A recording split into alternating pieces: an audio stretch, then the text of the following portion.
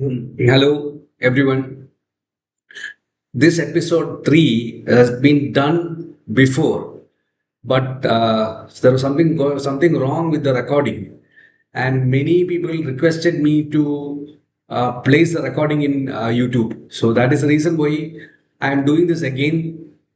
But there is no audience or no participants in this Zoom meeting. So this is episode number 3, and with regard to the immediate loading implants, and I just wanted to share to you how and what simplicity and how simple it is to place these implants. Just have a look onto this.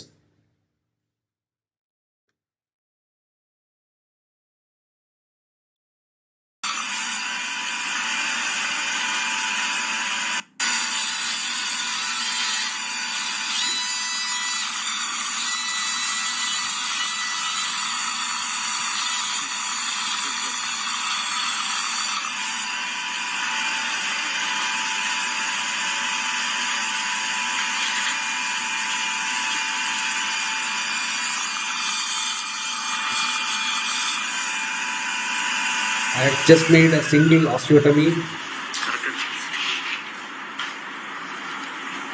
and selected the implants based on the resistance of the bone.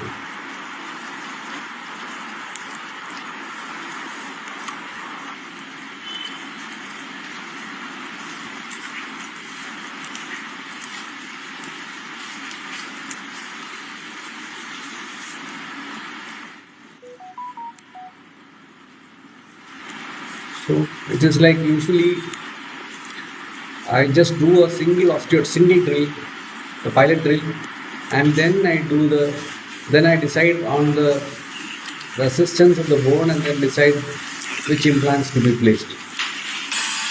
See how neat it is. There is absolutely no blood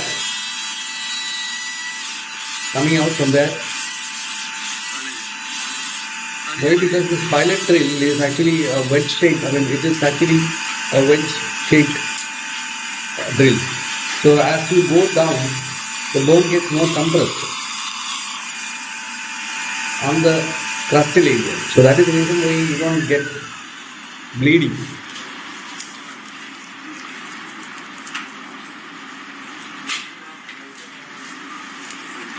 Rather a conical shaped drill. And the same case with the implants also. The implant is also conically designed. So as it goes down, the blood vessels surrounding that area just sigmoid gets compressed and the blood bleeding does not happen.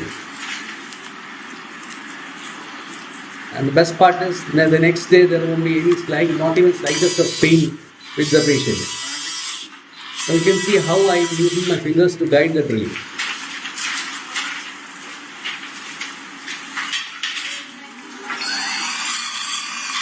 I keep my fingers on one side, another side, on the buccal side, and then on the palatal side, so that it is bisected.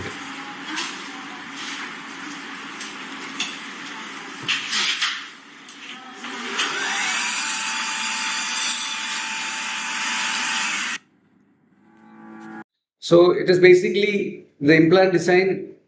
Usually I decide on the implant design based on the quality and the quantity of the bone. So basically I decide on the bone based upon the outer cortical bone and the density of the inner medullary bone. Both should be considered. Now you can see that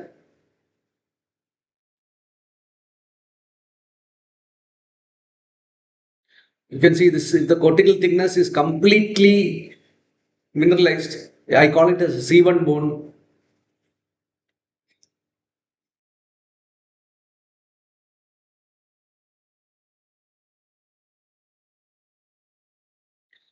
C1 bone. Then this is a C2 bone where you have good amount of cortical bone and some amount of medullary bone. And C3 is where you have this is the difference, and C4 where you have less amount of thin cortical bone. As far as medullary bone is concerned, see in this absolutely there is in the M1, there is absolutely no medullary bone at all.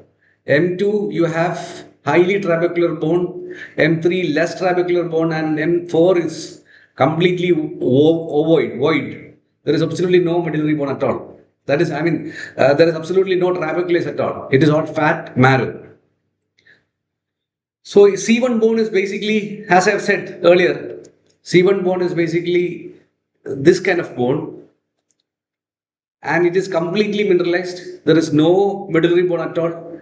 So what happens is the vascularity, the blood supply to that area is very less, and the conventional implant can fail here, and there is high chance of fracture when the bone is highly mineralized. I'll tell you how it can fracture. Now you see, this is a bone where this is a bone where there is absolutely no medullary bone at all.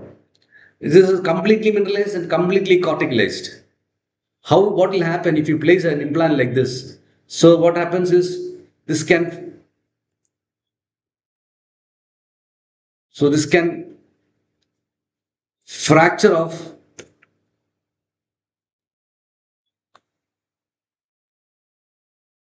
So what can happen is, see, once you place these implants like this,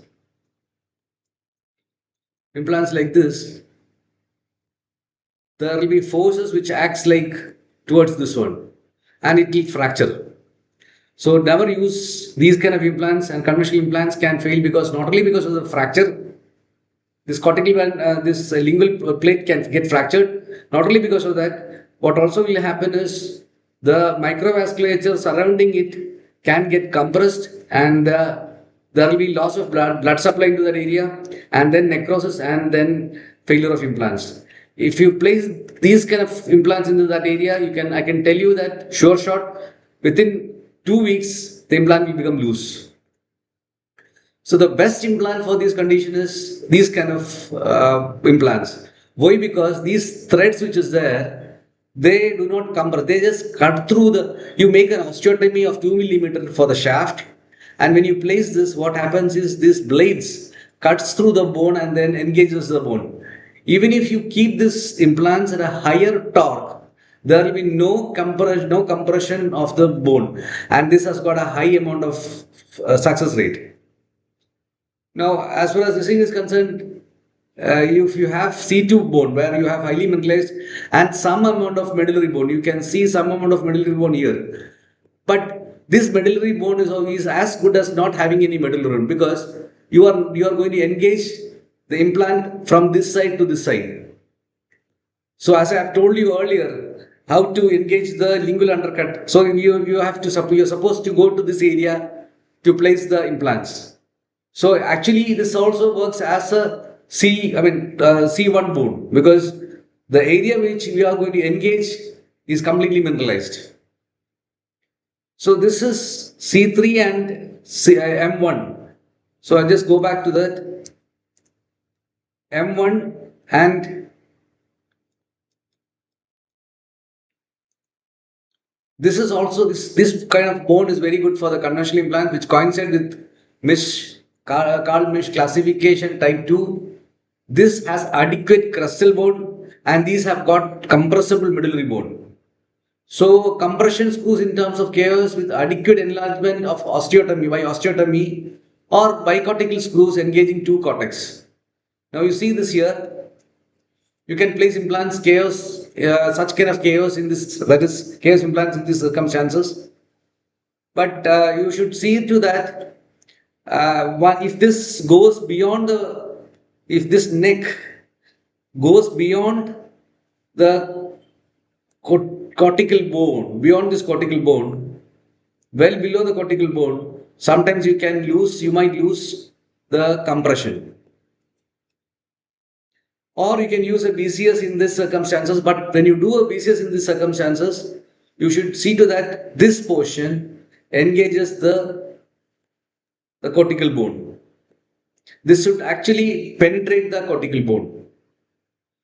Now, this is also this is similar to that Carl Misch type 3, where the bone is more compressible. And here what can happen is the conventional implants can take more time to integrate. So what I do in these circumstances is I usually use a smaller diameter osteotomy. So this is type 3 kind of a bone where you have lot of less amount of trabeculase. And what I do is in these circumstances,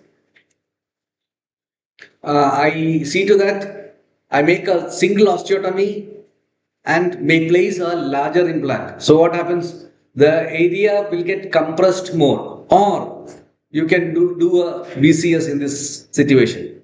So again, as I've told earlier, these threads has to engage this cortical bone. No, here if it is a combination of C3 and N3, actually what you can do is see the bone, there is absolutely no or less amount of trabeculase here.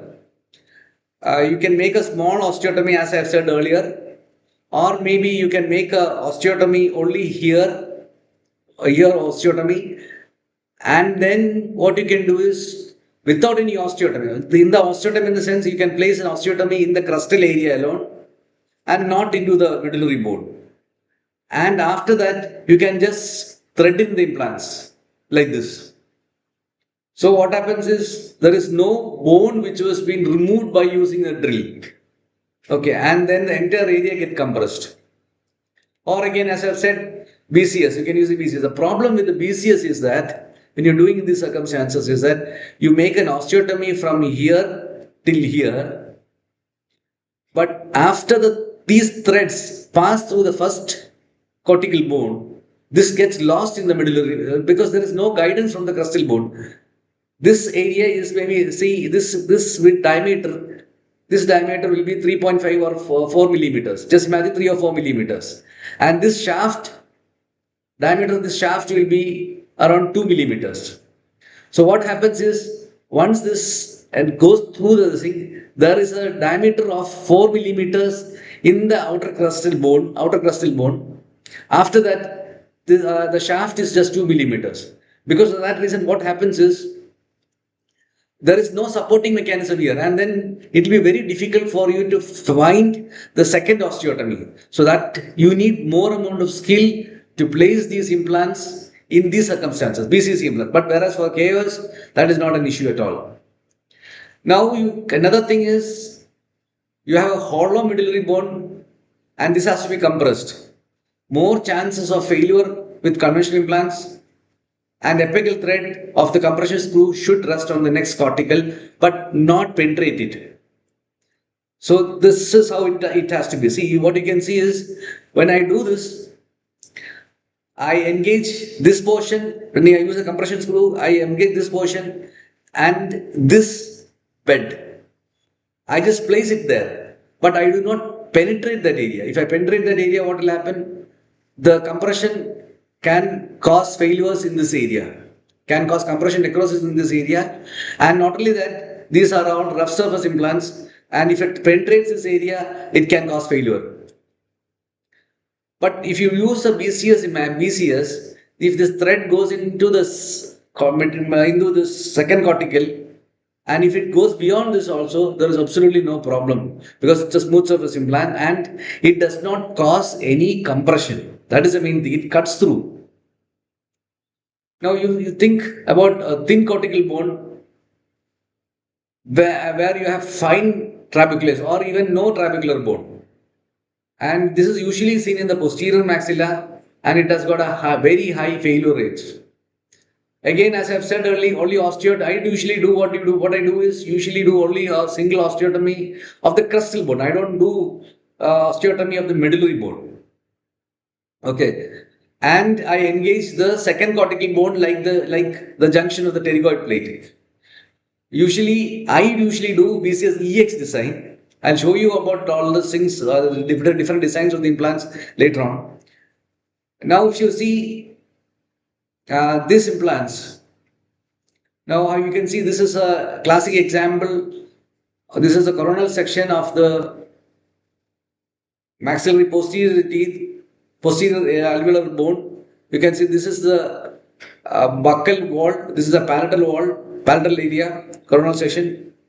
And this is the sagittal session. You can see this is a pterygoid plate. This is the junction of the this is a pterygoid plate. You can see that this implant is getting engaged to the pterygoid plate, and the compression is there. And these are all self-threading implants. Okay, so because of this reason, what I do is I just do an osteotomy in this area alone, and then these are all self-tapping implants, so it will get just directly go and then make an osteotomy for itself, and then can also do an osteotomy even in the cortical bone. So such sharp apical tips they have. Now see, this is the same thing. So as now let me go. And I'll tell you, so basically what I do is, if I have, the basic concept is, if I have a highly mineralized bone, I will not prefer to do any compression screws. That or conventional implants also will fail in those kind of circumstances. This is a basic concept. Whenever you have a highly mineralized bone, go for this bicortical screws like threaded designs. So this will never cause failures. So this would be my combination, my technique of doing it. And for the posterior maxilla, like posterior part of maxilla, I always do a combination of it. This is EX design is a combination of threads and compression. So this threads will enable to engage this area, highly mineralized bone, and this area will give the compression. So it's a combination of compression, and at the same time it gives engagement in the cortical bone. So this will be my, so the three, this will be my choice, and this choice is based upon the quality and quantity of the bone. You understand? I hope this is very clear. You may ask me any questions in the comment box if you have. Not now. I mean, when we are recording it and placing it in the YouTube. So you should be very thorough with the occlusal principles. If you don't correctly follow the occlusal principles, this is bound to fail. I will take another episode where I will talk about the failures. That will be the last episode. So I'll be talking about that later on. There are two aspects. While placing the implant, failure can happen because of the necrosis or compression happening or lack of blood supply in that area. But in the long run, the failure is basically when you have wrong occlusion. Basic thing is there should be no eccentric contact and no cantilevering of the implants, and there should be bilaterally symmetrical bite. I'll just go on to details about all these things. How do you get this no eccentric contact? That is only the centric relation. When you will have bite. Not when you are chewing on like this, no contacts at all. This is by flattening of all cusp. There is no functional or non-functional cusp contact. All cuspal excursion has to be eliminated. Now this is how we check for the centric and eccentric contact. So the second principle is there should be no cantilevering. Now you see, if you place an implant, place two implants like this, and you should have a centric contact only here. Now if you have a centric contact in this area, what will happen? This area will be pushed down, and this area will be pushed up. So there will be a seesaw-like effect, and then the implants will get failed. So if that's what I said, if you place it here, what will happen is this area will have a compression, and this area will have a lifting effect. Now this is an example of a single tooth replacement where there was severe bone loss because of protrusive contact. When the patient was moving, this implant was hitting the upper jaw and then was failing. So what I did was I just relieved the occlusal contacts, that is eccentric contact, and you can see a follow-up of this implant after 1 year. The bone is really forming back. So that's what I said. Bone forms against correct compressive forces. Now, regarding the segmental also, see, as I have told you earlier, if you have implants like this, there should be no terminal contact in the implants. Okay. When you are going for a full mouth arch reconstruction, the factors which rules is cross arch stabilization. That's the first thing. There should be bilaterally symmetrical bite. You should be able to break a unilateral pattern of chewing if the patient has a unilateral chewing pattern, in the sense he chews only on one side. So what can happen is the implants can get overloaded. Now the centric contact in the mesial aspect, always in the full mouth rehabilitation, the centric contact is in the mesial aspect of the first molar, and the second premolar and the first premolar. There is no, as I said earlier, no eccentric contact at all, and no contacts in the anteriors. And there is no canine guidance or groove function in this. Now, this is what the cross-arch stabilization is. So what happens is, these implants, after being placed, you can see this arch, this metal framework will stabilize cross arch. This is what is cross arch stabilization is. As far as bilaterally symmetrical full mouth is symmetrical for full mouth is concerned, if you have the arch which is same of the same length, there is no problem. But if you have a smaller length on one side and a larger length on one other side, what happens is, this will be the patient's preferred site of chewing. So avoid that. Now, this is the photo of the centric contact in the mesial aspect of the molar. As I have told you earlier, this is how the contact has to be. You can see that these spots. These are the spots where you should have the centric contact. Now, you should know that there should be a supporting polygon. This is a supporting polygon. This is a supporting polygon. So all this line, this is how the contact has to be. So this contact, once it is inside in the palatal aspect, what will happen is, this will all give an intrusive force. Just imagine. Just go through the video of this.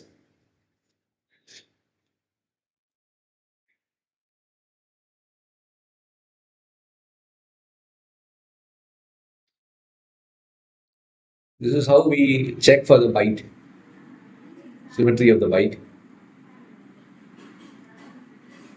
Bite. Tap, tap, tap. Open. Bite. Tap, tap, tap. Open. Open wide.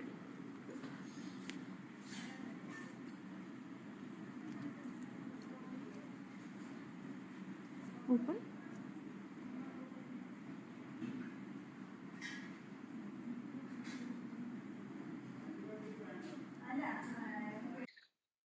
Now, if you have a bite like this, if you are giving a bite in the outer surface of the implants, what will happen is, if your patient chews on this side,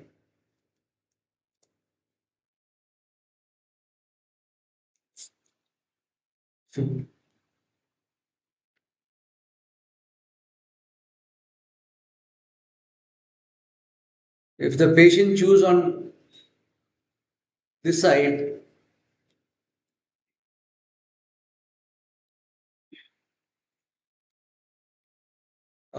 there is a break.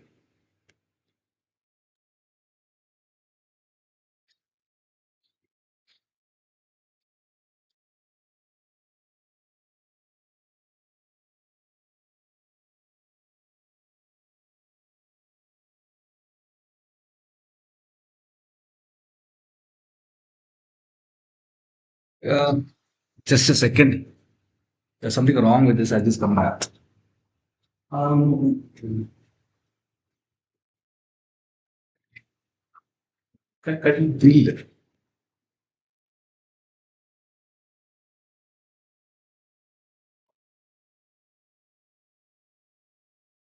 Yes, this is.